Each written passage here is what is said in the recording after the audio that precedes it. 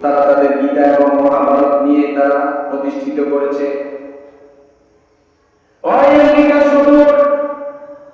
তারা খ্রিস্টান, তাদের গ্রন্থ বাইবেল, তাদের গ্রন্থ কি বাইবেল, সেই বাইবেল অনুযায়ী তারা তাদের দেশটাকে সাজিয়েছে এবং তাদের দেশের যে পার্লামেন্ট, যেটাকে আমরা সংসদ ভবন বলে আখ্যায়িত করে থাকি, ওই সংসদ ভবনে তারা আমাদের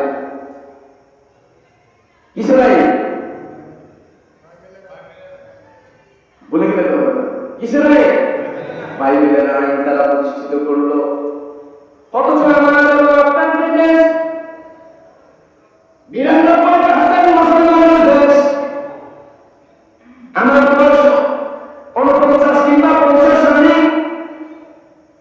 স্বাধীন, আপনারা স্বাধীনতা অর্জন করেছেন, স্বাধীন হয়েছেন ৫৪ বছর রানী। এর ভিতরে আমার দেশে যদি ৯০-৯২% মুসলমান হয়ে থাকে, তাহলে অনুরোধে কি ওই ৮% হিন্দু, খ্রিস্টান, বৌদ্ধ, ইহুদি, নাসারা তারা কি আমার এই কোরআনকে পার্লামেন্টে পাঠানোর জন্য নিষেধ করেছে? কখন করেছে? কারা করেছে? মুসলমান। তাদের নাম কি? তাদের নাম কি ভুলে গেলেন আপনারা? তার মানে আলোচনার মধ্যে কি মনে করবে, তাই না? কারা নিষেধ করেছে ভাই? মুনাফিক। তারা সমাজে মুসলমান না হিন্দু? তারা সমাজে মুসলমান না খ্রিস্টান? তারা সমাজে মুসলমান না ইহুদি? তাহলে ভাই আল্লাহ সুবহানাহু ওয়া তাআলা এই পবিত্র গ্রন্থের মধ্যে যে ওয়াদা দিয়েছেন, ওয়া মিনান নাসি মান ইয়াকুলু আমান্না বিল্লাহ, তোমাদের মধ্য থেকে কিছু মানুষ বলবে আমি ঈমান এনেছি আল্লাহর প্রতি, আখিরাতের প্রতি। আমার আল্লাহ যে বলেছেন ওয়ামাহুম বিমুমিনিন, আসলে তারা আমার প্রতিও ঈমান আনে না, আমার রাসূলের প্রতিও ঈমান আনে না, তারা আমার কিতাবের উপরে ঈমান আনে না, তারা শুধু মুসলমানদেরকে ধোঁকা দেওয়ার জন্য এই পদ্ধতিটা সমাজে অবলম্বন করে। ঠিক আছে? তাহলে মুসলমান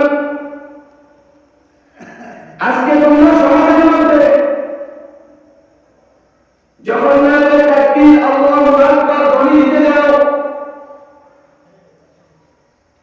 আমার মনে হয় আমেরিকা থেকে প্রেসিডেন্ট, বর্তমানে প্রেসিডেন্টের নাম কি? হ্যাঁ, ডোনাল্ড ট্রাম্প। উনি এসে মনোভাব নিষেধ করেছে। ভারত থেকে এসে, পাকিস্তান থেকে এসে, আমাদের পার্শ্ববর্তী আরেকটা রাষ্ট্র আছে না, এই মিয়ানমার থেকে এসে নিষেধ করেছে। কারা নিষেধ করলো ভাই? বাংলাদেশে নাম জানি মুসলমান, এদের মধ্যে যারা মুনাফিকি আচরণ আজ পর্যন্ত ছাড়তে পারি নাই, তারাই আমরা নিষেধ করতেছি যে সমাজে যদি আল্লাহু আকবার ধ্বনি দাও, তাহলে বলে এটা মনে করে কোনো দলের অন্য কোনো সংগঠনের স্লোগান।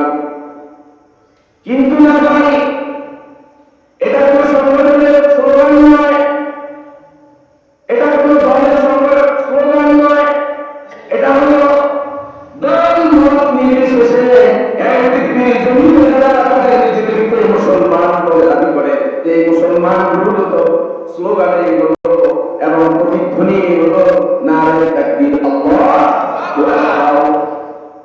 কাদের ধ্বনি? মুসলমান। এই তাবুক যুদ্ধে, যে তাবুক যুদ্ধকে কেন্দ্র করে সূরাটি নাযিল হলো, এই তাবুক যুদ্ধে আল্লাহ রাসূল সাল্লাল্লাহু আলাইহি ওয়াসাল্লামের একজন সাহাবী যুদ্ধের জন্য প্রস্তুতি নিতেছেন।